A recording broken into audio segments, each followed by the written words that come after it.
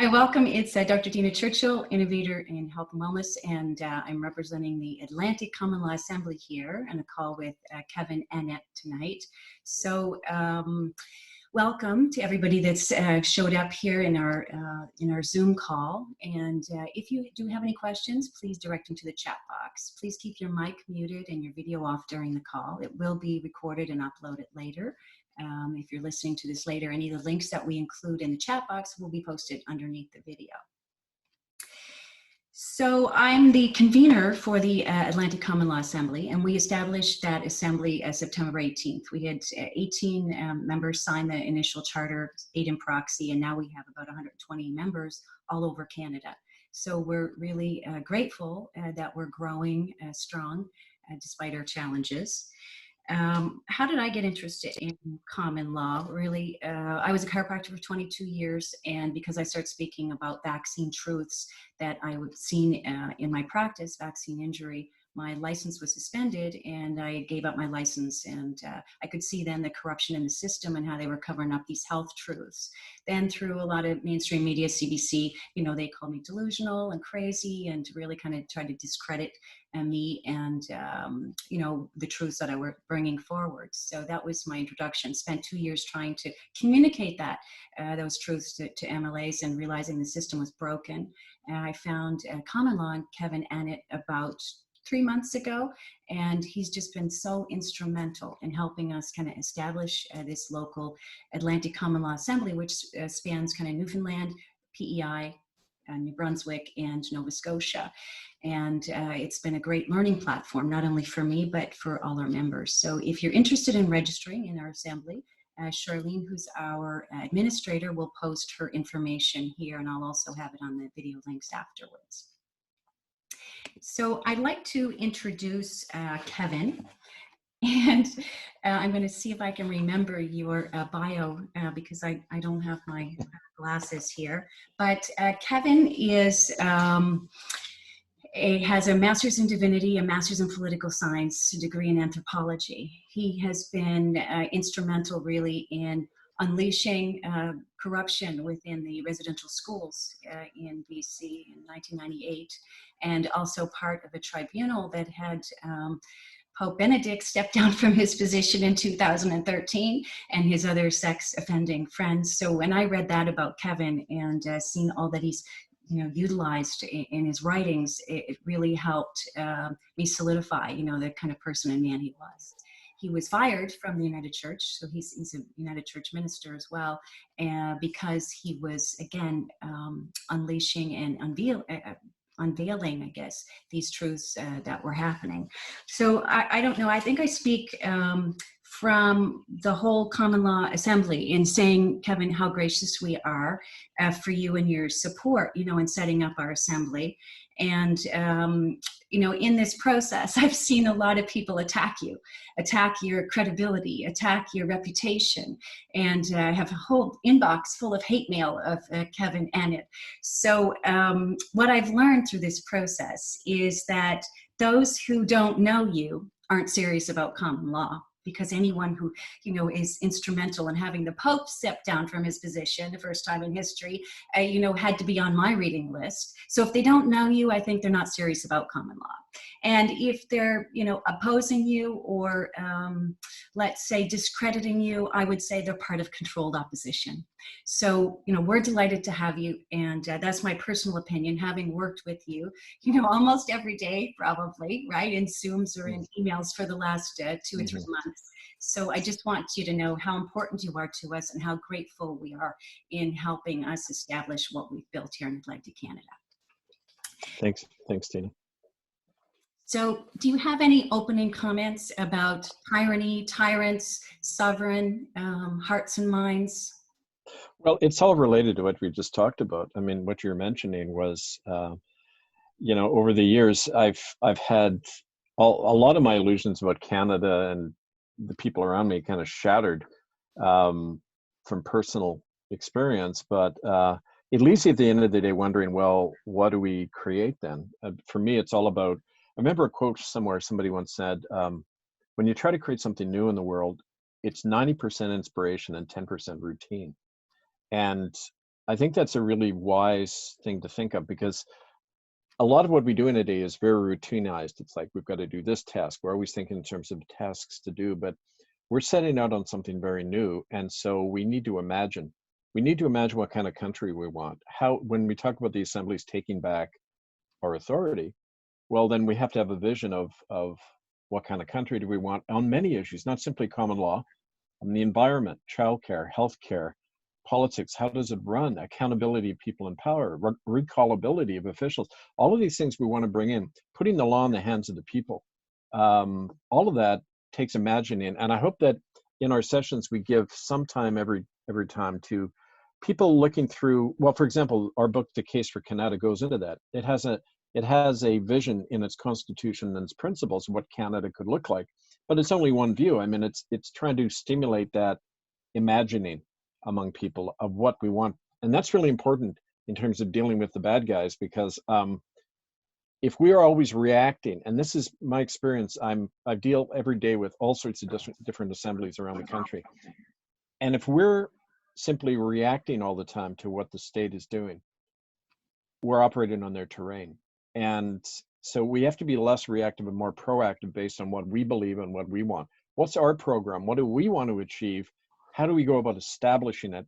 And then we'll know the third phase, which is how do we need to be educated and trained and organized to achieve that?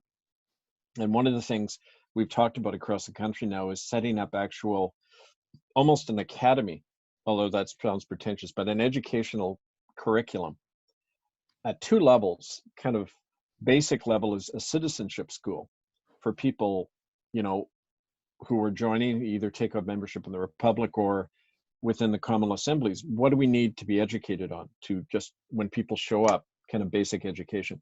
But a second level, kind of a graduate school, is for the leadership, how to train people in being local leaders, what that means, right?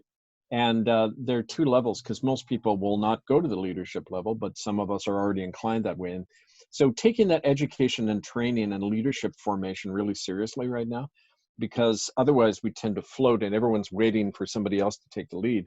You guys don't have that problem. You already have a sense of that in the way you're organized. A lot of places in Canada we don't have that yet. And so we're trying to be more proactive about the education as well as our vision.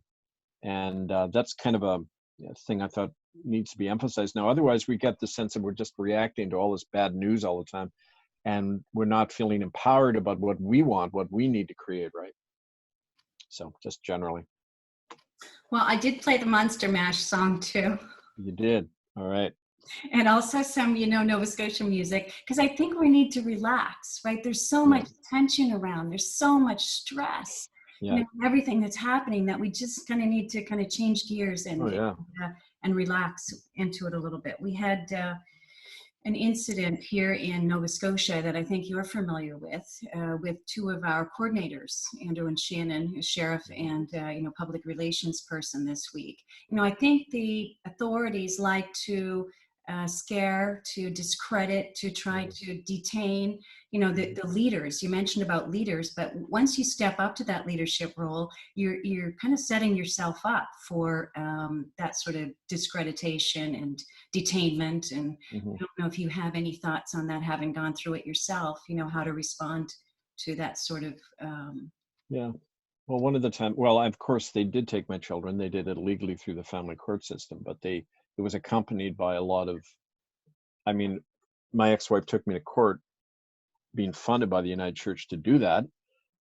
Right at the same time, I was being publicly defrocked from the United Church. They both hit both flanks at the same time, deliberately.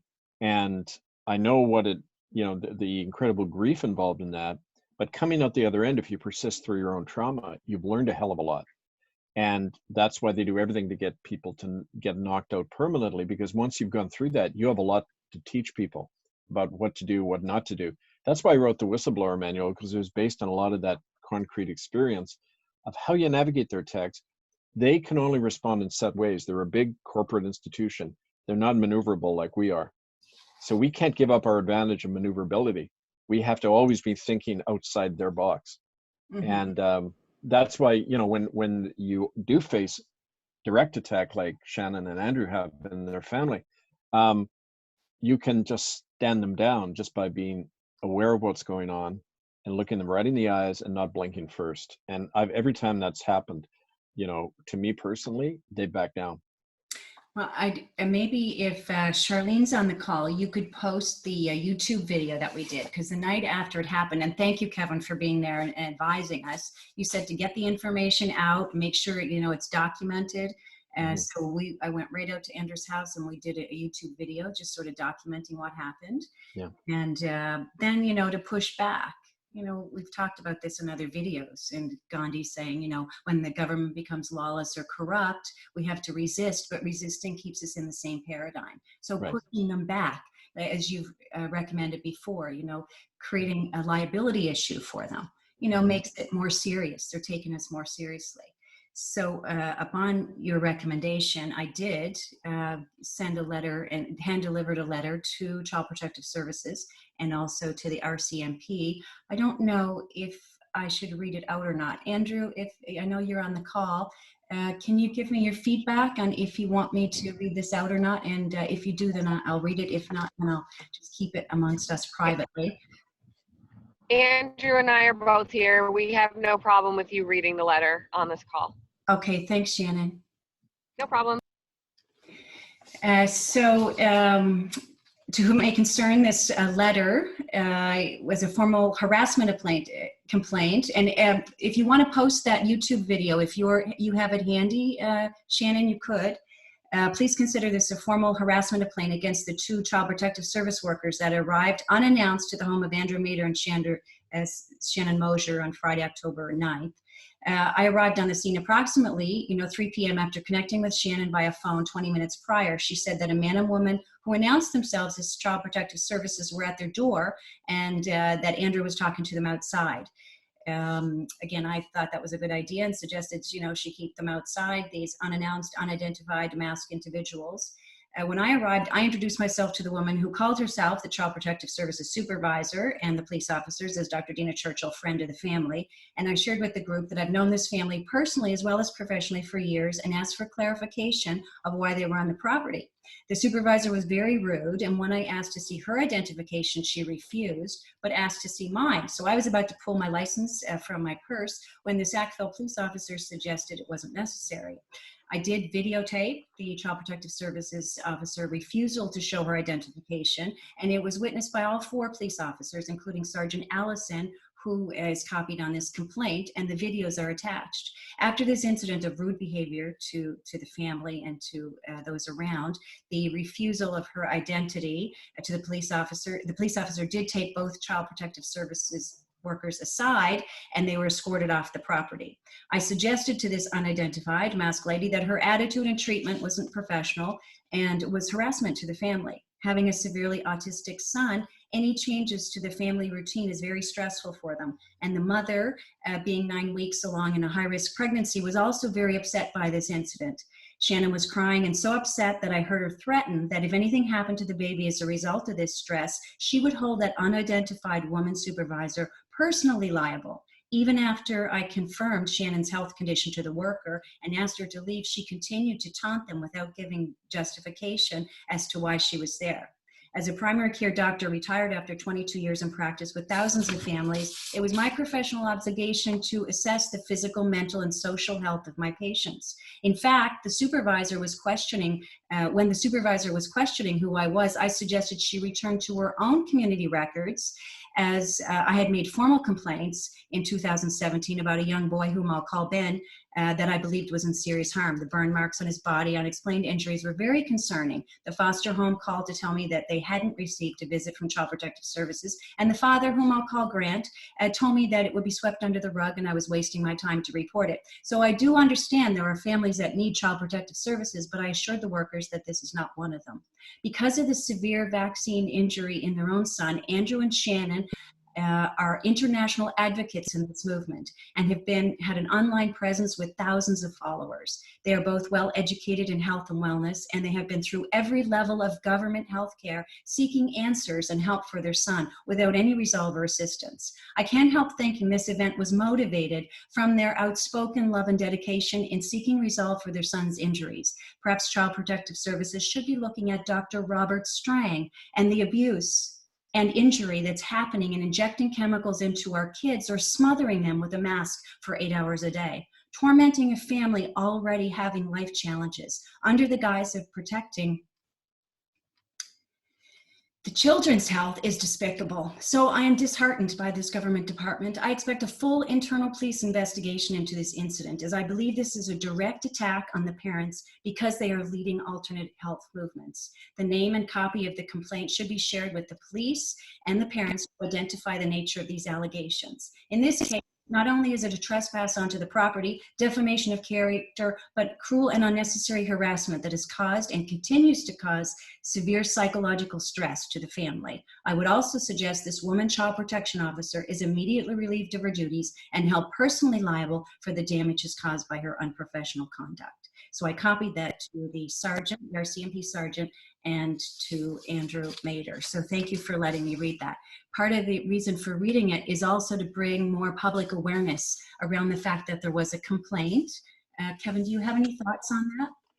Yeah, really important point. We found this when we were working with people in Ontario who were being targeted by the Children's Aid Society. When people refuse to show ID, it means they don't have valid ID because they're not bonded. A government employee has to be bonded.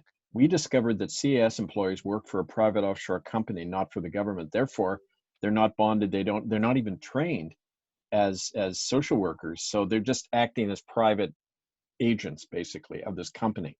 So they can't show ID, and their refusal to do that, it's like when a judge won't declare his oath of office, it's because he's not an accountable judge.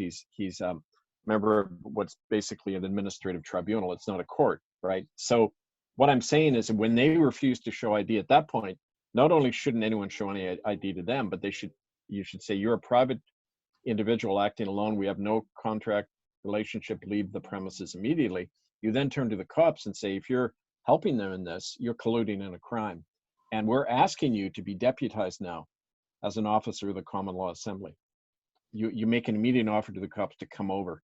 And this is what I mean about being proactive. You put them back and bring the cop in on your side, because if not, he's an accessory to a crime.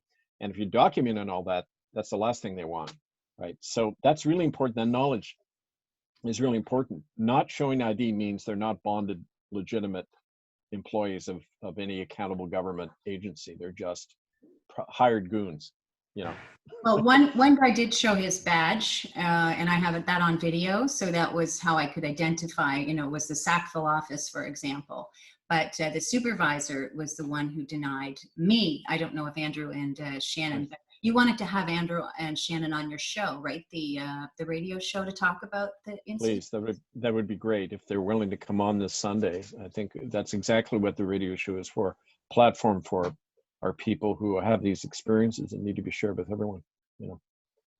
So, and again, thank you for your mentorship in that. You're always there when we have questions and problems. So we really appreciate that guidance. But you mentioned, I seen you posted the Whistleblowers Hellraiser manual. And there was something in that I found helpful, many things that I found helpful. But so I started, it's kind of funny, as I'm needing it, the information is coming, right? Like to set up the assembly, we needed this one, right? The Common Law Training Manual. And then last time we interviewed, I read from this one because it's sort of inspirational and talks about sovereignty. But then because of the incident with Andrew and Shannon, it brought me into kind of the whistleblower and kind of extracting things more clearly. But on page 69 of that whistleblower manual, you talk about being discredited early on in your struggle. So, and Andrew and Shannon were brilliant with this, right? It's just really made us all, I think, stronger, Kevin. For some people, it might kind of divide them, but this challenge chokes me up to talk about it. But when it happened, there was a whole group of people there right on site to help. And, even the next day, and, they had dinners and places to go, and it's just brought our assembly closer. Because I think that's the benefit for us. Not only is it a learning platform, but it's kind of our sacred duty. It's our club that really, we hold and cherish and protect and love each other. So I think, thank you, Andrew and Shannon, for kind of setting the example for that. But you talk about not making a statement that you can't back up with evidence and proof. Do not engage in name-calling, obscenities, personal attacks, or enticements to physical violence. Do not be provoked into angry or impulsive remarks. Do not have anyone else speak on your behalf.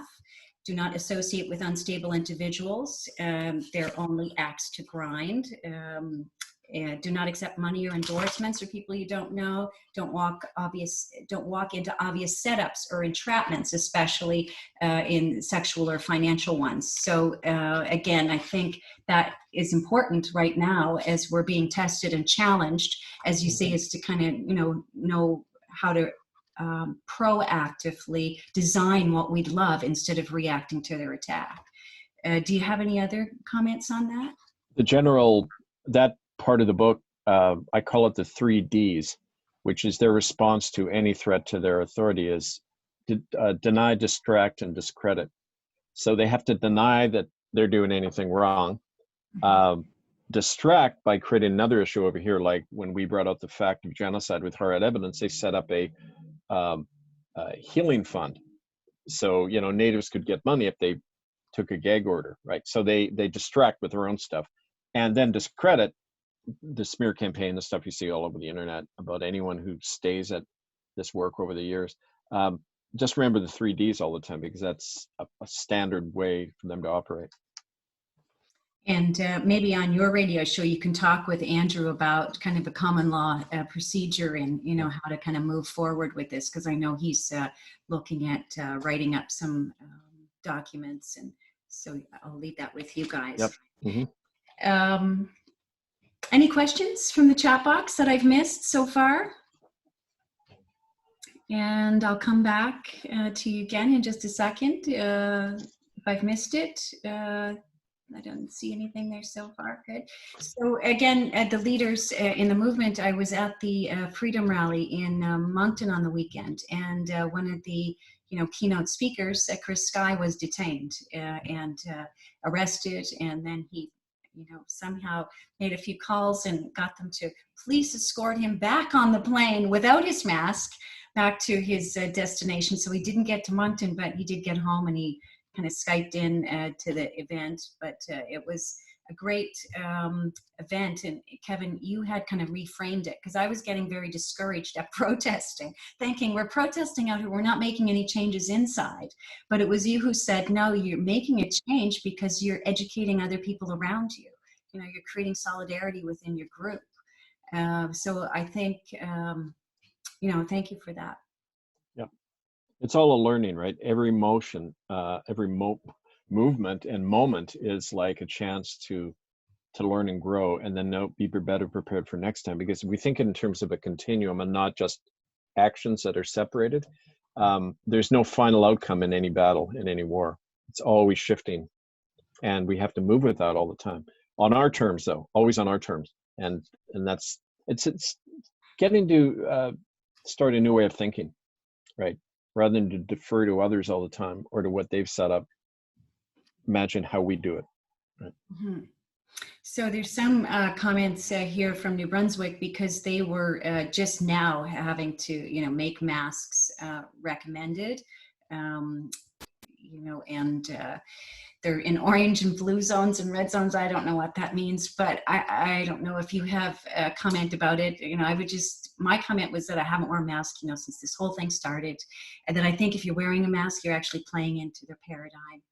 Things that I say is, I can't wear a mask, it reduces my oxygen, or, it's not Halloween yet, ha ha ha, or something like it suppresses my immune system, I have a mask exemption. There's all sorts of things you can say to just kind of wiggle in, but there's only a few places that have stopped me from shopping, and those places I've put in complaints, not only to the business, but also the association or their parent company. Kevin, do you have any thoughts on that? Well, on that thing, in Vancouver, they've just started a campaign to get certain businesses and local coffee places and everything on board and agree to not mask. Then they do education saying, please patronize these people, they're not masking, and it'll grow. You planted that seed like a virus, and it'll spread, and people see it's economically advantageous not to go along.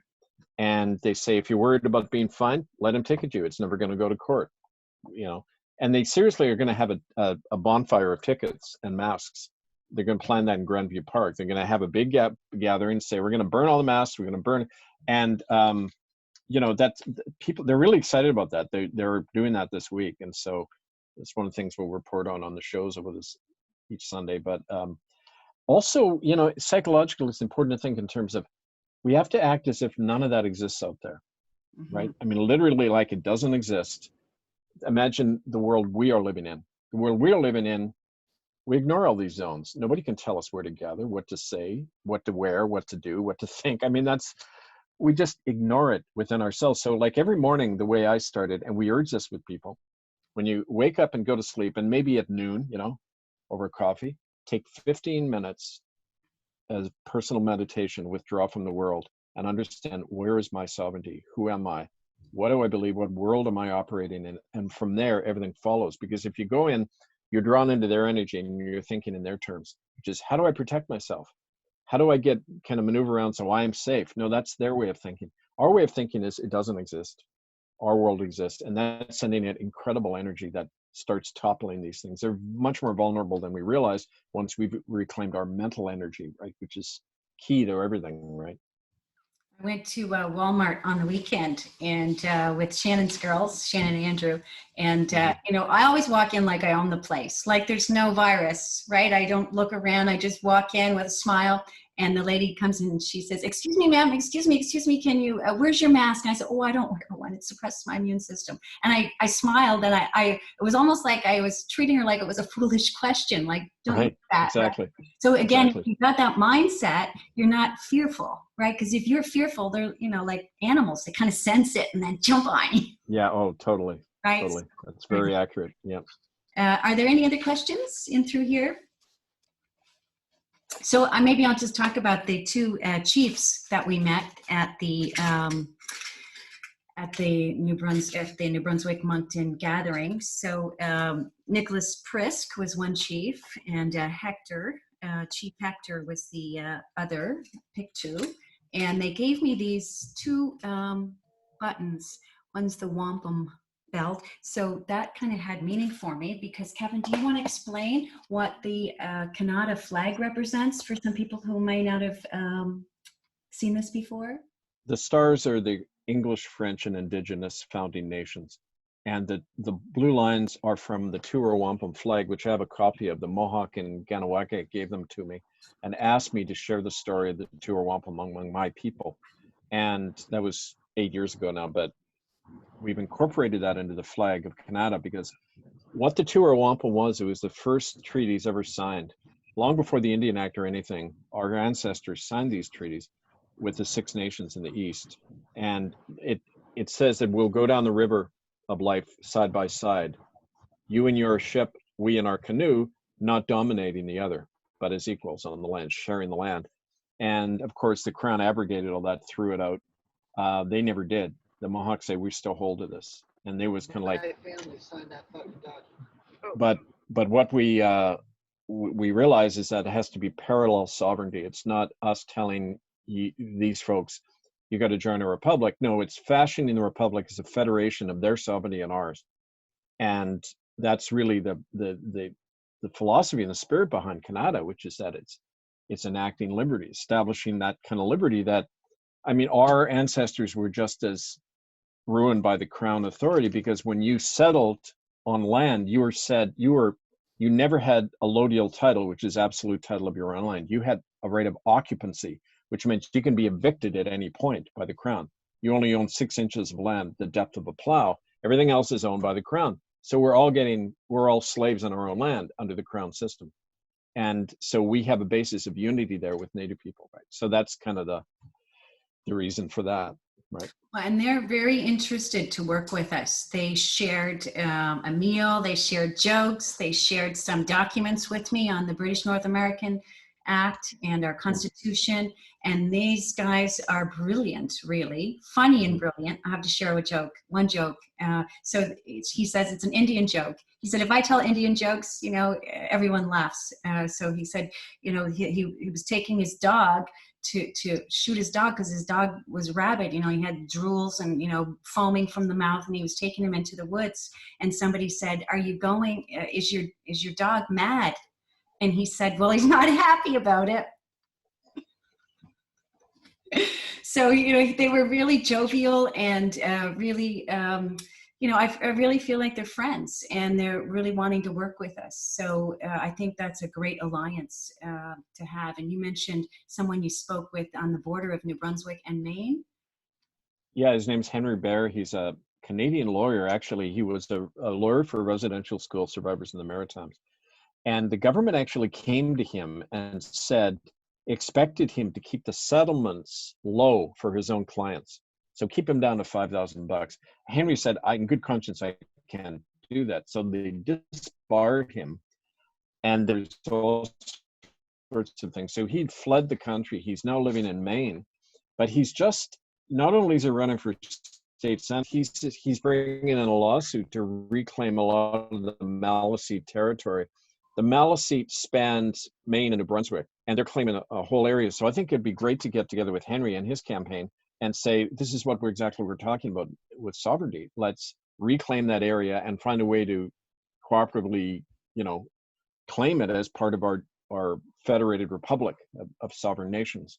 And those are the kinds of things, when I talked about earlier about imagining and putting our own agenda forth, we established that, and all of their their little childish techniques of keeping us afraid suddenly vanishes, because it doesn't matter, what they bring in. Now we're establishing our own nation on the ground, and that's what they're afraid of. Mm-hmm. So anyway, I think that's exciting. Well, and your work in this, book where you've documented the crimes against the Indigenous people already puts you kind of at a solid foundation with them. They already kind of trust you and love you because of the work that you've done. And as you've said many times before, in 1874, they started this mandatory vaccines, removing kids from their homes. So if we can teach people what's happened in the history, it makes it more believable what's happening right now with the, quarantine centers and, troops on the ground and the whole thing. But we had a few questions. Tara, who's our Justice and Law Coordinator. Kevin, is the term statement of claim a common law action? Historically it is, yeah, but it's also, now it's used by all the legal systems, but a statement of claim, another way is to say just a claim, what you want. When you're bringing in an action of any kind, you've got to, say basically the wrong that's been done, the remedy you want, the name of the plaintiff and defendant, all of that stuff. So, I mean, we could come up with our own claim. It's not written in stone, our own language for that, but that's often used in both Crown and common law systems. I should just mention that murderbydecree.com is the site, and I mentioned earlier about these citizenship schools we want to establish. Yes. Part of that will be very much looking into that, our own history. We need to teach the real history of Canada in our schools to our children, so that they're not able to get away with these crimes, because we know how it's been done to our neighbors up till now, right? And now us, right? So question from Wayne says, do you believe in a basic income for all? Personally, that's the case for Canada. One of the things in the program is, annual income for everybody. That was a compromise, because you see in the Winnipeg Assembly, that the convention that established that kind of program, you had both the right and the left. Like the right wanted the right to bear arms, the left wanted guaranteed annual income. So it was kind of all thrown in there for people to debate. Personally, I don't believe in state control over anyone. I believe power's got to be decentralized. And I believe that we have to create an environment where people have a basic way to survive. Whether that means a guaranteed annual income or not, I think we can be a lot more creative than that in creating employment and ways for people to live and work together. So there is that ability to survive. Guaranteed annual income could create an enormous new bureaucracy, and that tends to be what happens. I think that's up to local communities to figure out how they best want to do that.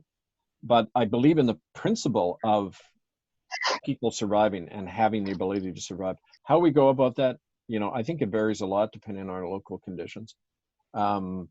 So anyway, I think that's one of the issues we can start debating about when we talk about envisioning the kind of country we want, right? We've talked about this before too with the income tax, right? Our income tax is funding the poisons to put in our air, the poisons to put over the water, to inject our kids. You know, we're funding this whole business of COVID really by keeping our politicians in their places. So what I learned this week is that the income tax, I don't know if you have any comment on that, but it's divided into 40% that goes to London, goes to the Crown, and 60% to the Vatican. Well, That's true. yeah, that's why no federal tax money should be paid by anybody, because it's all going out of the country, definitely. CRA, Canada Revenue, is an offshore corporation. It's not accountable. You can't trace it. The finance minister in Ottawa is officially, over it, but in practice she isn't. Diane Lambotier, I think her name is. She has no ultimate authority over them any more than the Solicitor General has over the RCMP or CSIS. They're kind of autonomous. And so anyway, the taxes, instead of paying the federal government, you create a local republic trust, a trust fund administered by your own assembly, and keep the taxes locally. Just keep the money locally. That's the first thing we should be doing. And that will get a lot of people on board. That's a very popular slogan, right? Including mayors and town councils. Go to them and say, disavow the oath of allegiance to the Crown, keep the tax money locally. Those 2 points is what we should be saying to local authorities, right? And we do have some new people on the call. So maybe you could talk about the QSEP number on the back of the birth certificate, that when we're born, we're a liability or commodity or asset into the corporation. I noticed a question from Norm about the Republican self-determination among other Indigenous peoples. That's the whole point. We want to approach all the Indigenous sovereign, not the government chiefs who are trustee, they're agents of the Crown, but the Indigenous, the clan mothers, the traditionalists. Definitely work with them to establish a federation of equal nations. That's kind of the vision. So you mean on the back of the card, you mean the capital letter thing? Yeah. Or just the fact that we're registered, and that by registering, we're actually assets within the corporation. You know, I didn't understand that. But again, what's registered is not you, it's your corporate designation, the capital letters. It's referring to the fictitious corporation made in your name. And they want to get you to put yourself in that corporation and say that's you, but it isn't. So nothing of you is registered, really. It's just the fiction at work. And Norm had made a comment about the masks, you know, again, representing not allowing us to kind of speak or eat or breathe. You know, again, it's a psychological game, right? The mask is just representing all those things. And someone else had how does a republic make you immune from the consequences of going against the grain? It doesn't make anybody immune right away. It's creating the basis for it. It's a long-term project. That what we found in practice is that and I've done this numerous times with cops, when I say I'm not in your jurisdiction, I'm a sworn citizen of a republic, they don't do anything about it. Because you don't give a name, you don't interact with them, and what are they going to do? If they want to make an example of you, yeah, they can arrest you. I'm being thrown in jail, but so what? People know about it. They get more embarrassed by creating a martyr. I'm released. We get more publicity. Great. Turn their energy back against them all the time. Don't think of yourself as being hit by something. Bounce it back at them in a different way. And the more we do that, you know, they're not calling elections and talking about Barbados becoming a republic. You know, all that's happening right at this time. That's the result of what we're talking about. We're having far more effect than we realize. You know, and the cop in Victoria who looked at our Common Law Assembly law of September 8th outlawing COVID measures, and he said, well, just show this to people if you don't want a mask. I mean, that was a staff sergeant in the Victoria Police Station saying that, because they know it's valid, but they want us all to think it's not. So, you know, don't go to the CBC for knowledge about this, right? Yeah, for sure. And, you know, I sent a package to our local police. You know, we had a protest and we were requesting a police escort. And I sent a mask package with all the mask facts and medical research showing the masks were dangerous, a copy of the laws. So the Halifax Police Department has that. So I think it's important, as you mentioned, to kind of engage them, incorporate them into our process, let them know why we're there, why we're protesting. It's about, oxygen for our kids. It's not that we're trying to cause a public, uproar. So, well, maybe we are, but it's, be out of love for our kids, right? And I think there were police officers there at the rally in New Brunswick. Now, it was illegal, apparently, to have 10 people together, and there was 100 of us there, and 3 police officers were off to the side watching on. I included them in my talk, waved to them, and they were just there supporting, right? They didn't arrest anyone. Because they know it's legal but not lawful. And if you're standing on lawful behavior, they can't do anything. You can say, show me the statute, show me the government or court that passed this. They can't. So they know it's bogus. Once you call it out, they can't do anything. Someone says, has Trump already sorted out the royal family in the Vatican? Depends who you believe. I don't see why he would. What's his motive in doing that? How did they, okay, I don't, if you have, here's a capital. Thank you for putting in capitals because I can't see it otherwise. I called the Registrar General in Ontario to get my copy of birth record. The person on the phone said that is the long form, BC. Yeah, I told her that that's not what I was looking for. I restated asking for my record of birth again, and she understood what I was asking for. She even said she understood, but then she insisted that the long form was the only thing she could send me. I don't know if you have a comment on that. No, I'm not. Do you believe? No. Do you believe in foreign investment or interest? Nope. Nope. I think we should bring in a law banning all foreign ownership of the economy, foreign control. It's got to be locally controlled by the people. Okay. Somebody asked about why we don't have diplomatic status yet. Okay. If we're sovereign, how come? We will. Yes. We already have, we're in touch with there's a sovereign indigenous assembly in Europe. We've never talked about this because this is stuff is being negotiated fairly off the radar, but there's also several countries that have shown interest.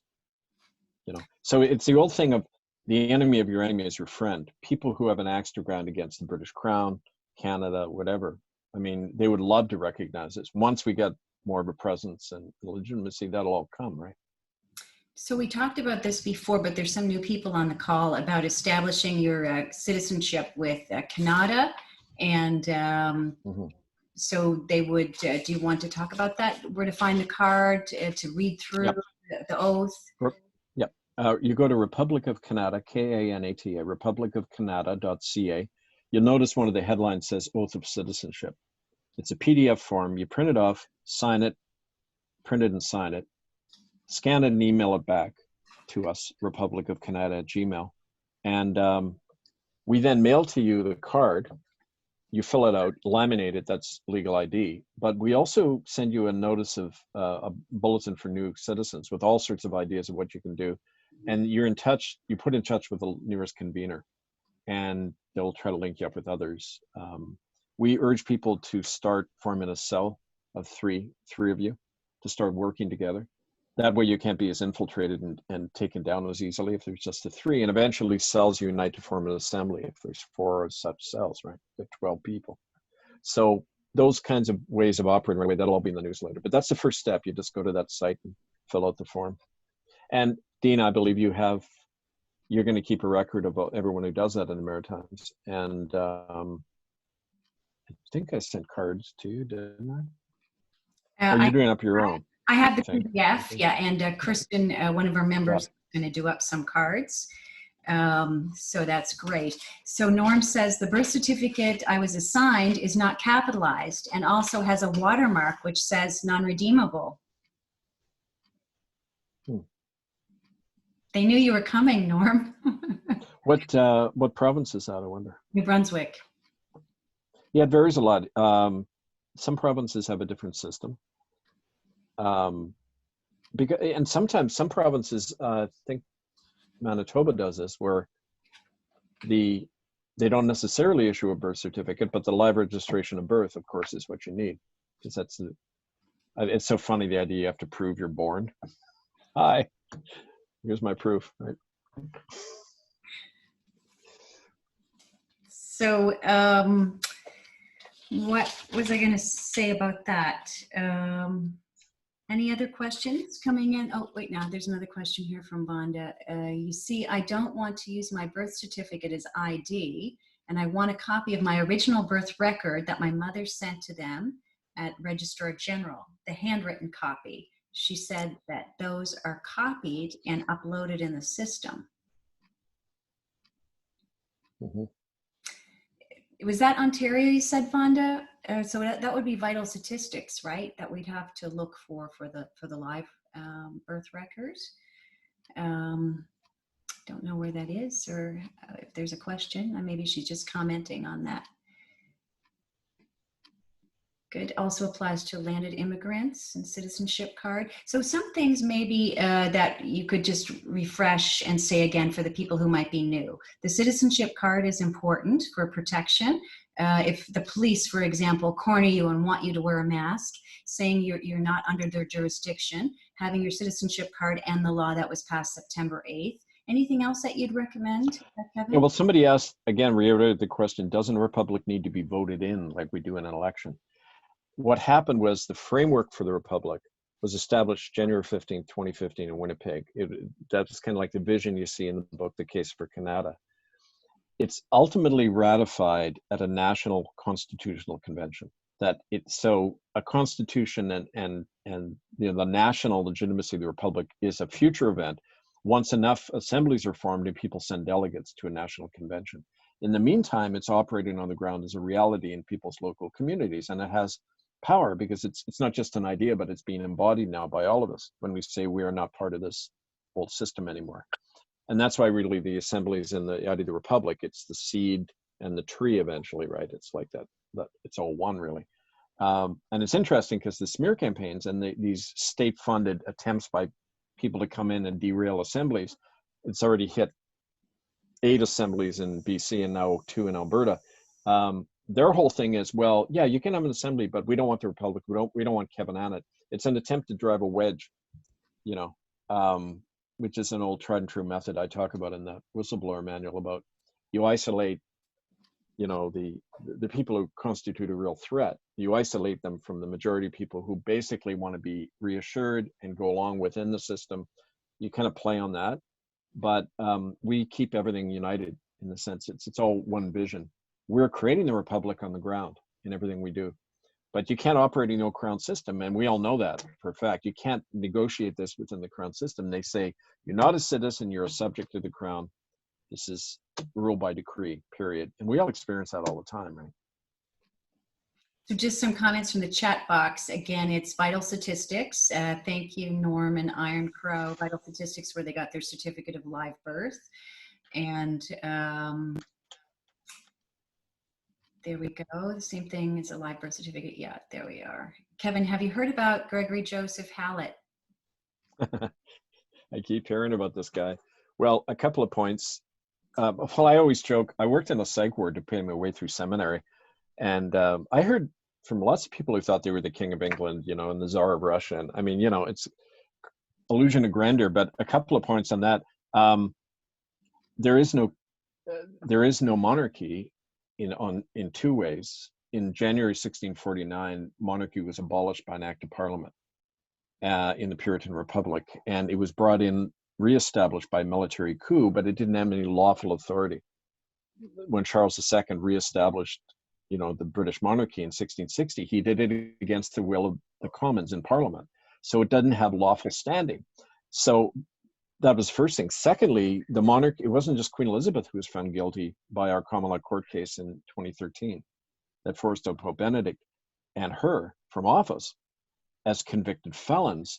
It said the British monarchy is disestablished as a lawful authority. Even from the point of view of people don't even know their own history about 1649, twice now it has been said that it doesn't exist. So for somebody to claim it is just, it's trying to, now that the fiction is being killed, people are trying to resurrect it again. And it's not, there is no sovereign. The people are sovereign. That's a simple fact of the republic. And so the idea of trying to make somebody else the sovereign over us, it goes against the whole point of what we're doing. And nobody's going to, it's like saying, well, if we just get the right prime minister and he's going to fix things for us. And that's a slave way of thinking, right? It's up to us. We are sovereign. We establish it, right? So anyway, and that's my rant on monarchy. That's good. So you had an October directive, or the Republic had an October directive to not vote, to not participate in any COVID restrictions, and to not pay tax. Now we've just had a, do you want to elaborate on the no voting thing? And then I'm going to address your question, Grenville. No voting because you said it. I'm sorry, you're talking to me? Yeah, it ratifies our slavery is something I heard you say. Oh, well, yeah, I mean, like in a place like BC where they passed Bill 19, it places politicians above the law. It says you can't sue a politician anymore for anything. They're like big pharma. They can kill somebody and you can't take them to court. Well, in other words, they place themselves above the law. They're not accountable in any way. So why the hell would you vote for them? Why would you ratify your own slavery with an X, right? So that's reason enough not to vote. But on a number of other counts too, because Crown authority is nullified, because these elections will mean they're going to take an oath of allegiance to a convicted criminal who has no lawful authority, Elizabeth Windsor. You're then accountable to a criminal in London. I mean, that's another reason not to vote. So I mean, it's pretty basic logic. I mean, you know, people who want to free themselves from that system, you don't endorse it, right? So Grenville, on that same line, it says, I'm struggling to understand how you can defy the COVID regulations as a republic. One, a republic needs to be voted in. Oh, you already addressed that. I just answered that, yeah. Yeah. And I would comment on that too and just say, you know, how do you defy COVID regulations? It's not as a republic. Well, it can be as a republic, but it's as an individual. Like I said, I haven't worn a mask here ever. But, you know, it's not depending on an establishment or an association to protect you. It's first you have to stand up for yourself. And then you gather other people that are also standing up for themselves. This is why I'm so grateful for the assembly we have here. Because everybody has that kind of sovereignty in their mind and heart. They're not expecting somebody else to do it for them. We call in and we add support, but we're each standing up and educating every day. So thank you for that. I'm not a Canadian citizen. Oh, we got that. Okay, doing a very good job here tonight on the Zoom. Open disobedience, says Iron Crow, in capital letters. I don't know if that's a question or a comment. Maybe Charlene, if you're on the call, or if Charlene's not, maybe someone else can post Kevin's websites, Murder by Decree, and Kevin, could you give your radio show link and the Canada website again? I'll put it all on here, but it's murderbydecree.com. republicofcanada.ca, and on there you can see under a heading says leaflets. You can run off the PDFs of some of our leaflets.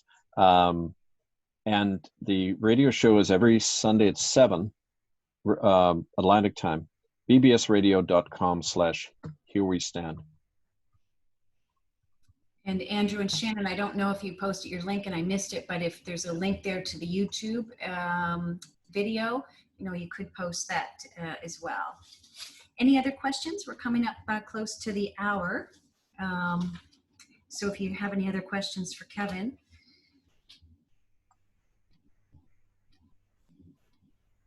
I just wanted to comment too about what's happening, because we've all had challenges. Again, the strongest leaders in the movement are the people that have been challenged in some way. So I'm here, and it was, sort of helping direct this meeting or being the convener of the Atlantic Assembly, but it was because of my pain and suffering.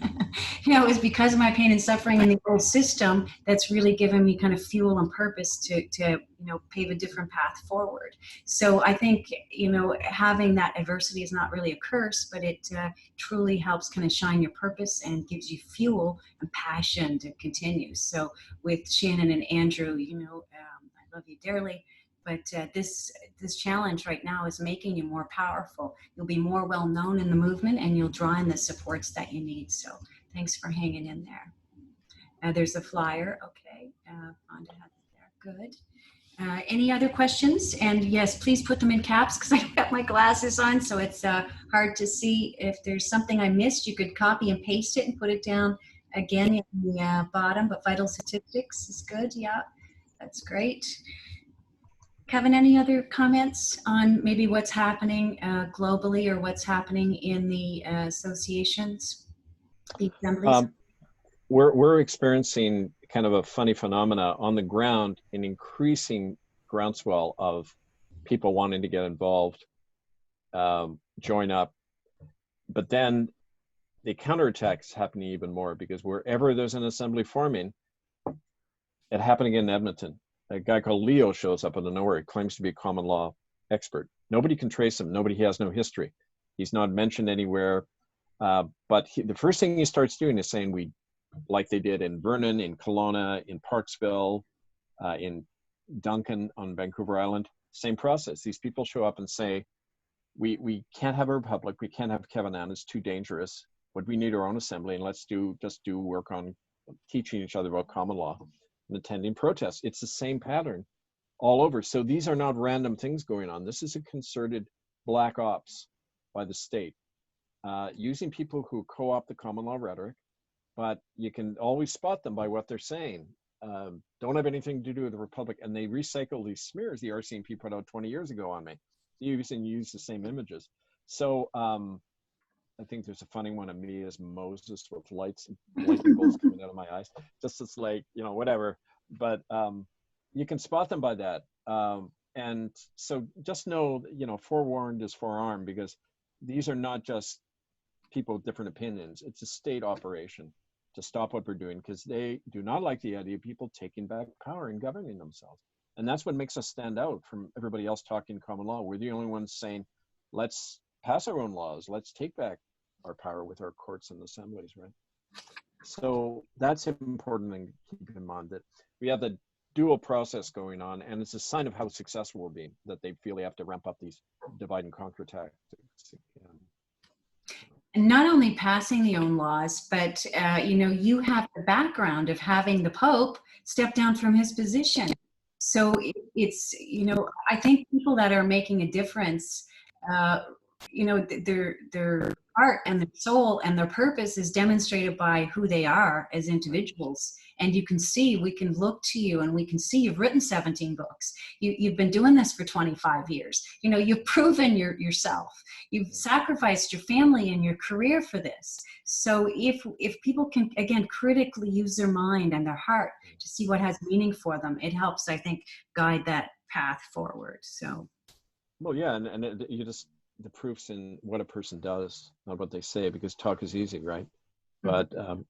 But especially when you're borrowing the language from somebody else. Like part of the education is I'm working on kind of a mini documentary of just basic history of what I've been doing. And when people know the history and see the impact we've had, it wasn't just the Pope who got to resign. There were 3 other cardinals who stepped down after being named under indictment, including the head of the Jesuits, the so-called Black Pope, Adolfo Pichon. So I actually knocked out the official and unofficial Pope by the same action, right? And so anyway, that's, I guess it's apparent when you look at the material. But. Well, I don't know. Any man that goes up against the church, the state, and the Pope, you were somebody that I had to read about and get to know. So I appreciate all that you've done. Somebody asks about, are we still doing the rallies? Yes, Vanji, we had a rally planned for this weekend. But again, if you heard about the first part of the call, our events coordinator was a little distracted this weekend, but we're going to have more rallies. And going after the man playing role as premier in New Brunswick. And that was Mr. Higgs or Higgs. I have sent an open salvo, and Norm had sent his letter. It was awesome, Norm. So yeah, we're using you as an example. You're a fine example of a sovereign heart and mind. Wayne Plant says, is there anything in New Glasgow? So we had planned a members meeting on Friday, but again, we're wanting to be open and transparent, Wayne, and include our brothers and sisters in New Brunswick and in Newfoundland. So we are going to have that meeting. It's just going to be on Zoom. So for those people who are registered, or I shouldn't use that word, those people who are part of our assembly, you will have access to it. And if you want to be part of the assembly, you can check with Charlene. I don't know if she's on the call, but she'll post her information. Let's see. We had a spy at the Moncton Freedom Rally. Mark told me this, and I went over and introduced myself to him, asked could I take a picture with him. but he didn't want a picture, but that was the guy, Mark. By the way, you're never gonna, if he's a trained operative, you'll never know he's a spy. He will ingratiate himself. Everyone will love him by what he says. He'll be the best, hardest worker. You know, trained operatives do that. So I always say, just put them to work, you know. How does the bill in the UK banning common law affect us? Well, they can't ban common law.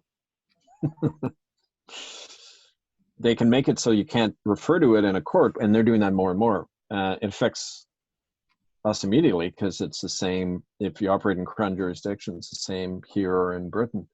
But you notice this over the years, ever since, well, ironically, around the same time we forced Ratzinger out, the flags started disappearing in Canadian courtrooms.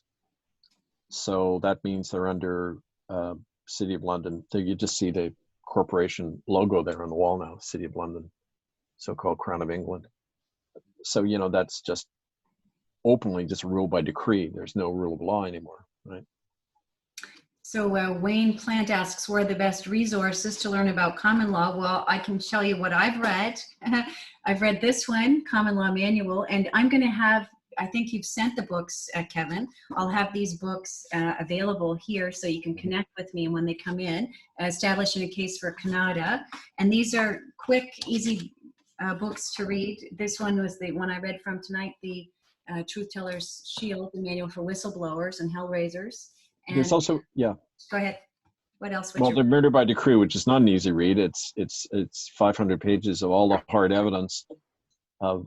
I have that in DVD as well, Dean. I actually included it in the box of books to you. There's a DVD set that we submitted to the court based on that evidence. So. But to be honest with you, I start reading through this, and it's so horrific. I thought, I can't really do it right now. You know, it's just so much happening in the world. I mean, I appreciate all the research that you've done, but it just makes me understand the corruption kind of at a deeper level. And, you know, you've documented and given examples and applications. And I mean, it's a solid evidence-based book, but it really establishes the corruption in our Canadian government. So it's hard to kind of read that one. Sorry. Well, it also establishes the genocidal foundations of this country. And like that, the scalping proclamation in Nova Scotia that's still in the books. I don't know if you talked to the Mi'kmaq folks about that, but Governor Charles Lawrence passed a law in 1748 offering money for every scalpel that Mi'kmaq you brought in. And the smallpox blankets, General Jeffrey Amherst, that the town is named after, ordering the distribution of smallpox blankets among the Mi'kmaq in writing from his own diary. The Mi'kmaq published that back in the 90s. So that's our history that you've never been taught. But I was going to say about sources for common law. At the back of the book, the Common Law Training Manual, I list a whole biography of other writers. And there's a really good guy, Geoffrey Robinson, and he's a lawyer in England, and he's done a lot of great work about how the monarchy was abolished by the Republic in England in 1649, and how it was a just and lawful act to execute the king because he was conducting a war against his own people, just like what's happening now. So there's a lot of these precedents that we can draw on to show that this is nothing new, right? Now, Grenville, on that same vein, says allegedly the Pope stepping down was to do with Trump exposing the corruption. But that was before Trump was in power, right? This was 2013. Yeah, it happened not just in 2013, but as a result of a 20-year campaign before that. And I think he was just doing his business. He wasn't president. And then he had nothing to do with him. It's like, it was a lot of other things. People need to know the history, right? So. Andrew and Shannon say we're still doing the corn maze. Oh, thank you for saying that. Corn maze and pumpkin picking on Saturday. It's not a rally, but come meet, hang out. That's great. Thanks, Shannon. So Shannon is, we're planning this corn maze and pumpkin picking on Saturday for, and maybe you can post a link to that, or somebody can send a link. By the way, somebody wrote to me and say, how do we get a hold of you? I'm just putting it up here on the board. My email is angelfire101@protonmail.com.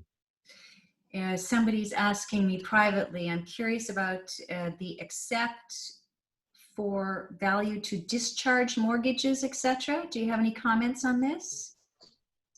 Oh, I don't know. That's not my specialty at all. I don't want to speak out of ignorance. Okay. Except that in French and Latin, mortgage means death grip. Mortgage. I would like to suggest a graduated process for new people wanting to join the common law assemblies. Yes, for sure. And this Zoom call is it's for public. So this is a place, Norm, where you can send people who are wanting to know more, because as you know, we're going to go back and cover some of the basics. And then our membership meetings that we have that are sometimes 3 hours long, our strategies, we're envisioning and planning what we want to see for the future. So right now we just have 2 tiers, but we're open for more suggestions. I'm sovereign to me no matter where I am. Kevin, can you please get in touch? How can I get in touch with you? Okay, you answered that question. Okay, good. What am I missing? And Norm, I'm sorry, Norm published the Scalping Proclamation, although it says on his link that General Cornwallis did it. He did. He also did that in America. But it was Governor Charles Lawrence as well. This is according to the Mi'kmaq research who did that. So in Halifax.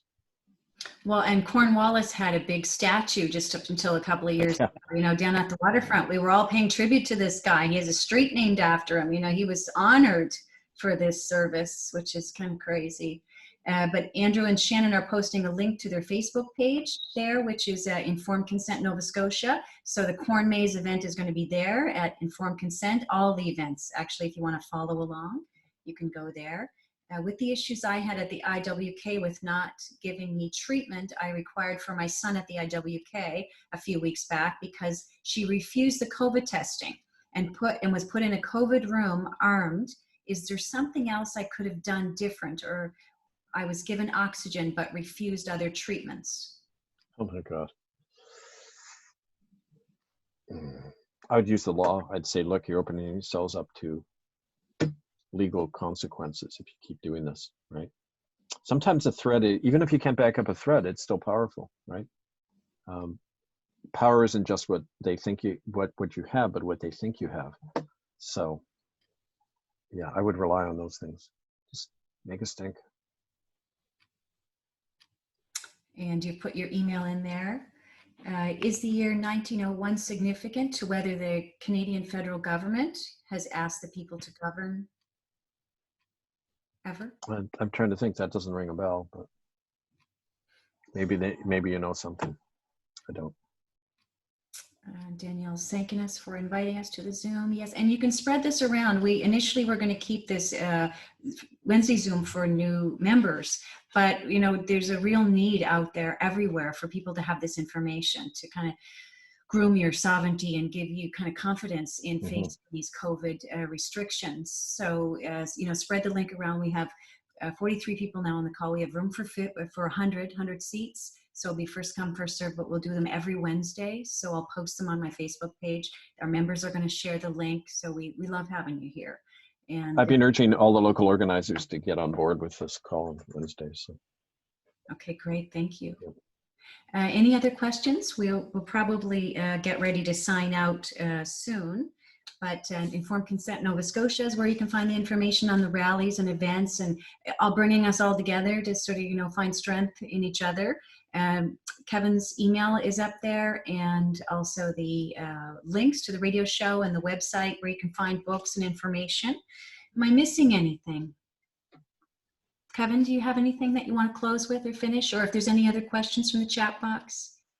Thank you. Well, I think it's been great. And again, just emphasize, don't be reactive, be proactive.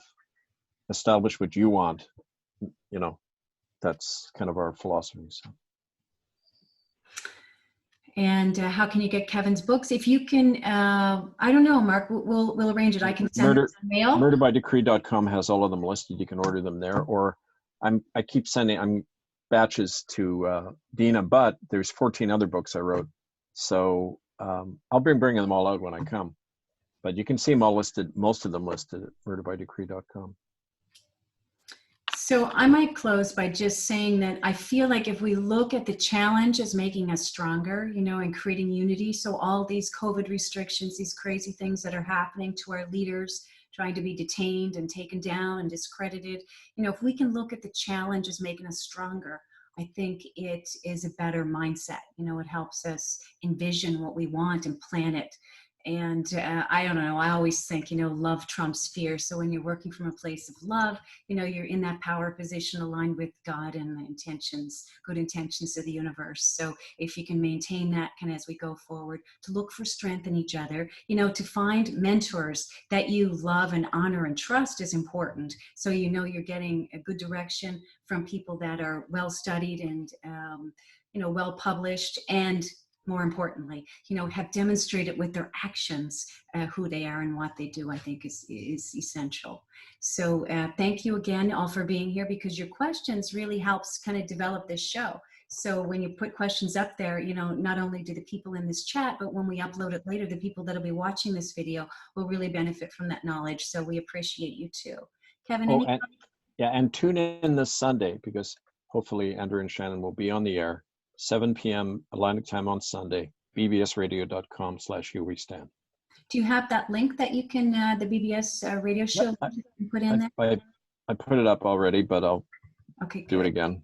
Because we just want to get a lot of publicity on this. And again, we can, as you said, Kevin, you know, in martial arts, you know, if you take a punch and you can turn it around and direct the energy into your favor. So this has been a hard punch, you know, for that family. But if we can give it exposure, you know, we're actually bringing light and good intention into the process. And Andrew and Shannon will be more famous and more known. And probably, you know, this will help the movement of, you know, vaccine injuries. So thank you guys. And yes, thank you both. Thanks for your courage, everybody, especially Andrew and Shannon. Good. So we wish you all a wonderful evening, and Thank you. Grateful for your sovereign minds and hearts. Yeah, you can come in and say thank you if you want. Thank you. Thank you both. Bye.